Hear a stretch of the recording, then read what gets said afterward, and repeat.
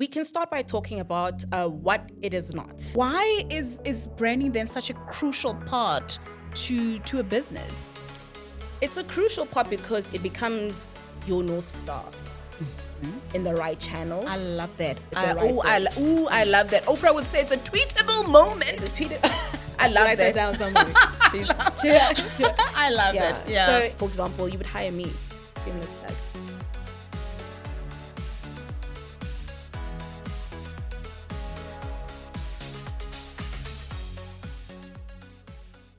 Hello, everyone. Welcome to a brand new episode of the Comms Hub by Tishala Communications. I'm Nomsa Mdluli and I'm your host. Now, this is a space where we talk about all things public relations, branding, and digital marketing. And today we'll really be giving you insights into branding. Now, a lot of people don't understand branding and some just reduce it to a logo or color palette. But today in studio, I'm really excited to have an expert in the field. I'm joined in studio by Gugu Dhlamini, who is a digital art director.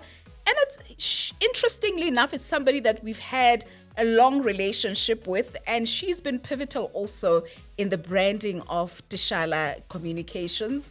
Gugu, I am so excited to have you here. And when we discuss this particular topic, there's just nobody that, came to mind except you. So we're quite excited to have you on our podcast today. Oh, thank you very much. I'm very honored that you picked me to be the one that kind of clarifies the misconception around brand and branding, because there's a difference. And yeah, I'm excited to be here, and congratulations on your podcast. So yes. Thank you very much. Now, talking about definitions then, give us the definitions of those two concepts, brand and branding. So we can start by talking about what it is not, what brand and branding is not.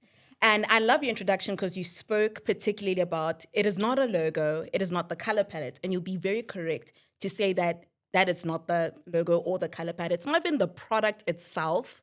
It's none of those things that like a person would have a checklist on when they hire a designer or an agency to be. It's actually that gut feeling that people have about your business, about your brand. It's that gut intrinsic feeling. And I think it was articulated quite beautifully by one of like our branding giants. His name is Marty Newmar, and he wrote the branding guide of branding itself. He was the one who helped build brands like Apple, Adobe, and Google. So we all know those brands as their consistent message because of his English. Because of people like him who are well versed in the world of branding. So he came up with the term that branding and brands are that gut feeling that human beings have about a business. For example, let's talk about Coke. Not the drug, the actual product. Coke. The drink. Yeah, the drink. So if I was going to put it in an example, remember there was a time where Pepsi and Coke were fighting for the number one spot. So essentially, if you were to guess between Coke and Pepsi, which one do you think became number one? I would say Coke. Exactly. So the mistake that Pepsi did is that they went into the trending trap. They ended up going with trends, thinking that it will give them that number one spot. But the problem is that when you go with trends, you end up getting lost in the source and you don't really express who you are as a brand. But the reason why Coke became number one and number two, Coke was number one, Coke Light was number two. And the reason why they dominated those spots is because they leaned into who they were, into that intrinsic feeling that the audience knew on what they were, which is that we are the real thing. So they basically built the entire campaign around the statement, we are the real thing. All right. Yeah. So essentially you're saying that branding is the values and the characteristics, if I can put it that way, that people associate with your company, service, or product. Exactly. It even goes deeper than that. It's just, I know it sounds really like ridiculous, but it is that intrinsic feeling. So how that feeling would be is that like if you're looking at a brand like Apple, that intrinsic feeling is sophistication. It means that you're a forward thinker. You're above the norm. And that's the feeling that Apple has played upon and reinforced consistently, even through PR. They use PR to reinforce the personality that they had, to reinforce the constant message, and even the most important part of branding, which is to articulate that emotion, not only through the PR messaging, but through the visuals itself, through the advertising, through the fonts, through the logo, through the color palette. So it all works collectively. So it also needs to evoke a certain emotion. I love that. I think that's quite important. Yeah. So why is branding then such a crucial part to a business? It's a crucial part because it becomes your North Star as a business.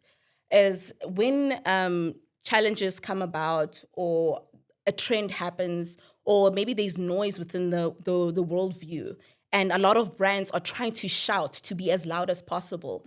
When you are a strong brand, you lean onto those core values that you've built within your community and reinforce that feeling that they know and love.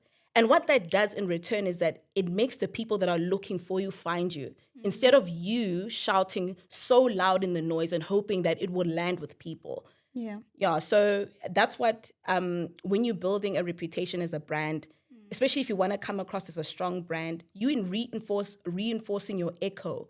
And by echo is that when you make a noise, you say, la, out loud in the echo space, la, la, la, is what you hear. So, I get that. Now, times change. People's needs change. The world changes. Yeah. We've seen that during the pandemic as well.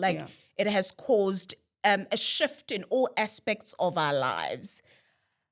How important then, or if I can phrase it this way, at which point is it important then for a business to change its branding? And should it change its branding, or is it something that should remain consistent? All of it is relevant and is important, right? You have to evolve to remain relevant with the times. But what I would actually like to debunk is that just because the world is evolving doesn't mean that you as a brand need to change who you are. Because for years, you've reinforced this feeling in people who are your community. And what they want is that you remain relevant within that brand value that you've instilled over time. So there's got to be some form of consistency. Yeah, like the example with Apple. They have been singing the same song and reinforcing the same feeling for years. And the reason why they are such giants today is because they evolved with the time, but the message has still stayed the same. Yeah. All right. Okay. So what are the common mistakes then that companies make in terms of branding? I mean, you're somebody who's got experience in the field. You've worked with some of, huge brands. Yeah. What are some of the mistakes that you've picked up?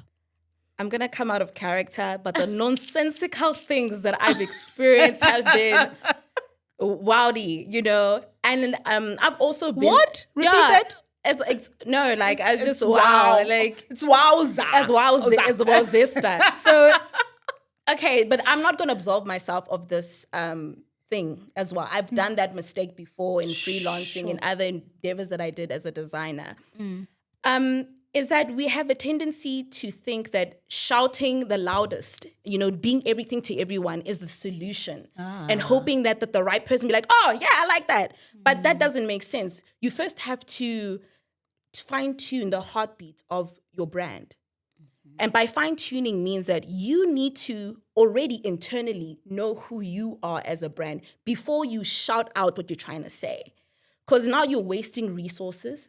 You're wasting the poor PR's team because now they have to think for you, like, what is he or she trying to say? What are they trying to say? Like, no, you first establish what is that heartbeat of the brand. And then from there, you can take that core value and express it in clarity. And shouting out loud and hoping someone will catch you is not going to help you. Somebody will understand. Yeah, they won't understand you. Because the thing is, there are people that are looking for you. They are there. There's plenty of them. It's just that the problem is that if you're trying to be everything to the world, you will not wait, you will not find the right people. Therefore, you will not say the right message.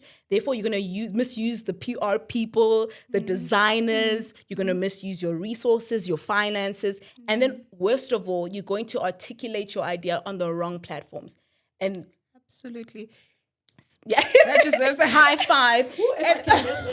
so, yeah. And what you're saying is very important because I found that in public relations as well, that sometimes you would get a client and during consultation, you'll ask them, who is your target audience? What message are you trying to communicate? And what you've just emphasized is very important because sometimes we help them find it, but it normally works and has more impact if they already know. Yeah. Right? Because I believe that when somebody conceptualizes a business idea or whatever, whether service offering, they should already know, as you say, who they are and who they are creating this for. I think what you've raised is something that's very important because we find that in PR as well. And if a person does not know who they are and who their target audience is, you also don't know where to communicate their messaging as well. So these things are quite intertwined, and I love that you've raised it. Give us a couple of examples of really, great branding campaigns that you've worked on.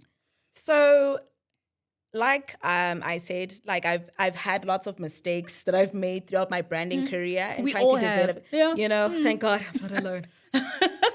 So there's a lot of I feel like branding mistakes that I've made as an art director where I used to really try and design for beauty. In this industry, you're forced to go as quickly as possible, create as much visuals as possible, and you end up forgetting that you always have to circle back to the core values of the business and to articulate that beautifully at the same time. So what I did was that I designed for beauty for a very long time, but I was flirting with the idea of the echo, like I mentioned before. The echo is that clarity that the brand has in itself. And this was when two brands stood out for me. Three things actually stood out for me. Two were brands, corporate brands. It was Blink My Way and Movie Room on DSTV. And there was one that I did for this couple. I was creating a wedding website for them. So going into those two brands, so with Blink My Way, they had this campaign called We Cover, You Do You. So what they were essentially saying is that we creating a lifestyle for you. We creating a lifestyle of ease. So it's one less thing you need to worry about. So when I was creating their radio campaign and creating a visual for it, it wasn't just about putting the brand colors and like the sound bite wave and the font. It is that I had to holistically think that what are those fonts that create a soft, relaxed feeling? What is the sound bite wave that communicates this wavy feeling that also corroborates with the voice that's articulating the script? So now you're ultimately going back to, again, the core values of the brand and reinforcing this feeling. And the emotion that is going to evoke. The emotion, the echo. The keyword is the echo. And then with Movie Room, they had no aesthetic whatsoever. And they're like, guys, we are a nostalgic channel on DSTV. Make us shine. Netflix is killing us. So we had to, on their social media, continuously reinforce that feeling of home, nostalgia, that movie that I watched when I was 13. Popcorn. Coke. Yes, but even the colors, the trailers, everything in that feed had to feel like home. So we always went back to the brand values.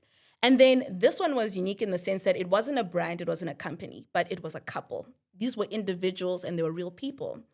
The couple said that they wanted to have that clean-cut, modern, wedding font-looking website. And I was like, I get it, right? You guys want to look like that. But I wanted that the people who would RSVP on the website to look at that website and be like, this is so Kinsani and Afika. This is who they are as a couple. I knew that she liked African print. I know that they love elegance. I know that they love simplicity. but also just a little bit of a rough golden royal edge. So with knowing that she wanted simple and he wanted simple, let's be honest, she wanted simple, I had to also incorporate who they were and what they impressed upon me as a couple. So instead of creating a simple blank white canvas that you would get scrolling on a website, I put a subtle African pattern there. You know, because he's Nigerian and she is, I'm hoping, I think he's Nigerian. And then she's from here, South Africa. So they're like a cultural couple. So mixing that pattern and then creating that as the subtlety of that simple, or not overwhelming the website. Yeah. From the pictures, showing their African regalia with the right, filters to enhance that beauty, but that airy, vibrant, like youthful couple feel that they have. Everything works together to further reinforce who they were. So when people looked at their website, they didn't say, "Oh, this is so pretty." They were like, "Oh, this is so." So it's not just brands or businesses. Yeah. It's also right down to the individual as well. Love it, because you are also getting a lot of individuals, right, that are branding themselves. And you and I have had this conversation privately. Now we have different platforms now in where we can showcase our branding, social media. Do you think this has created a threat or an opportunity? And how can businesses actually leverage on social media to enhance their branding? Okay, so obviously it's good and bad. It's good. There's good news, guys. So it's good in the sense that you're able to connect with your audience directly, which is quicker, whereas that if you're on TV, like it will take forever for you guys to understand your scope and your target audience. So you get that immediate feedback and get to engage with your audience and reinforce that echo and feeling quickly in real time. And then it's great also because you get to showcase your brand visually and verbally on the message of what you guys are every time consistently. So now you have more control of like your community that you attract, the message that you're trying to bring out. Exactly. And you get to be intentional about what you put there. So it's like a direct feed and you're getting everything back and forth. So it's like, it's nice in that sense. It's a two-way communication. Yeah, it keeps you in tune with your audience, whether it's good or bad. So it's a good thing. It's a good thing because you have more control over your community. You get lots of feedback quickly and then you're able to respond quicker. And you're more in control of your brand from an immediate perspective. It's bad in the sense that now brands and businesses and individuals are more aware of trends, noise, which puts a lot of pressure on people to follow those things and kind of makes people sometimes forget who they are and what they need to align with. Even with trends, sometimes you might think that like, oh, this new TikTok trend, my competition is doing it. That means that I need to do it too. And it kind of causes a lot of confusion sometimes because you want to remain relevant like really badly. So it can cause confusion. Okay. But the good news on top of that is that you can always go back to who you are. Just remind yourself constantly that this is who we are. These are our values, and therefore every resource that we have in our disposal needs to be guided by that. Needs to turn around and go back. So if you find yourself losing yourself in the source, or you get overwhelmed by what trend is this, what's happening in social media, what the economic climate is, always go back to who you guys are and then use the resources that align with those values. Yeah. So I'm in public relations, right? And the way, just succinctly how I would define public relations is what people say about you, right? That's just a brief definition of PR. You are in branding. How do these two worlds intertwine? These two worlds complement each other, right? These two worlds complement each other. Like, for example, it's actually funny that you said that because Jeff Bezos even mentioned that, like, PR and branding is similar in the sense that it's what people say about you when you're out the room. So when you go back in that context of what you said, along with Jeff Bezos, because you guys are great thinkers in the community, is that is that it correlates like the answer in the first question.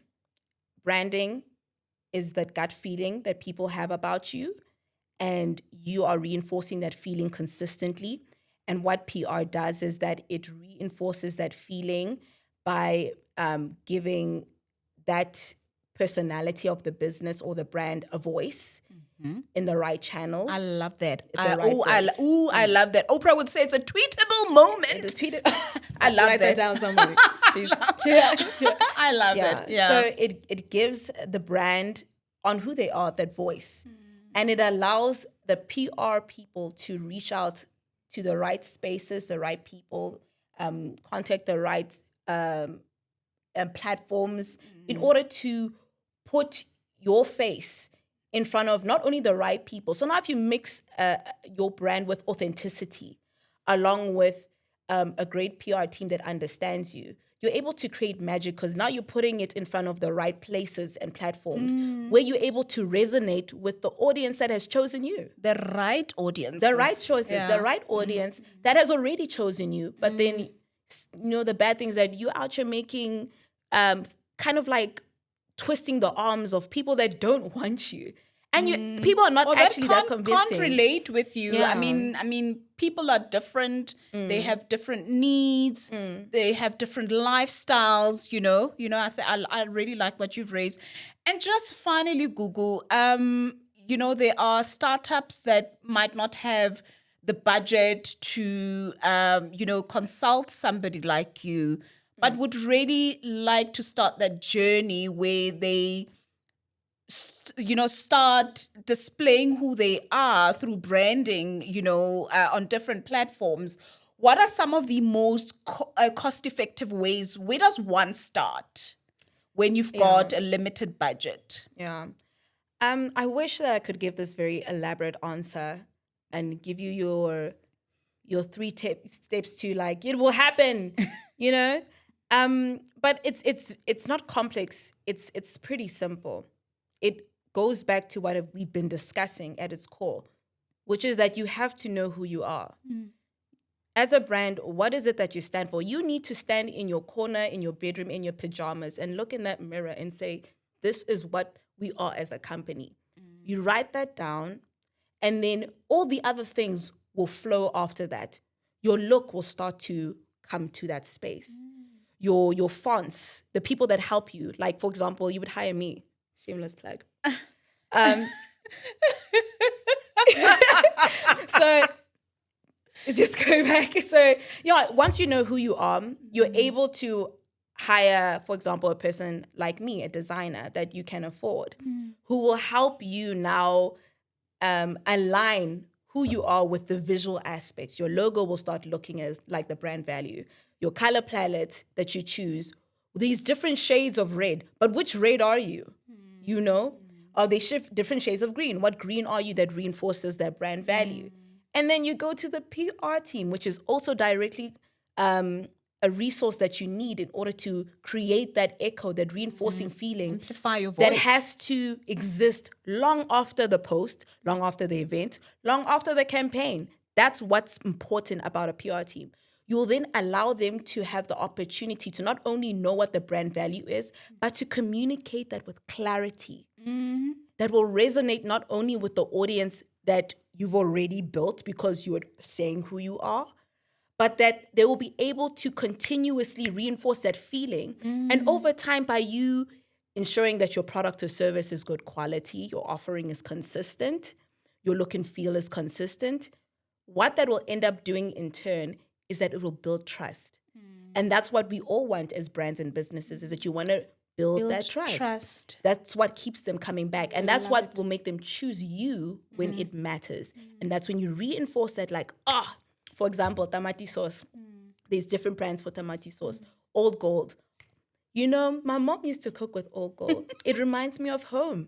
They reinforce that feeling, that intrinsic feeling of home. And richness and hearty food. So now when you look at all the other brands that are basically selling the same thing, you will choose Old Gold. And that's when it matters. And that's when I keep that person coming back to Old Gold. because you've already reinforced that feeling that also has been articulated consistently through PR.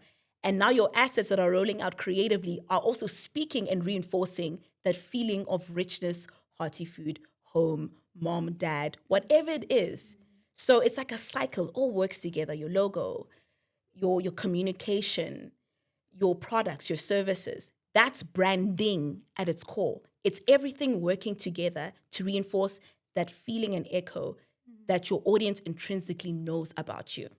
Oh man, hallelujah to that. That deserves it. And wow, Gugu, it's really been great. I've learned quite a lot. I thought I knew what branding is, but you've given us such great insights, and thank you for coming through. And that was another episode into branding. Great insights. Gugu knows what she's talking about. As I said, she's been pivotal to our growth as Tishala Communications as well. That's another episode, folks. That's how we wrap it up. Remember that you can get in touch with us via our social media pages at Tishala Communications. We are on LinkedIn, Twitter, Instagram, Facebook, and we also have a website, tishalaCommunications.com. Remember also to subscribe to our YouTube channel as well, Tishala Communications.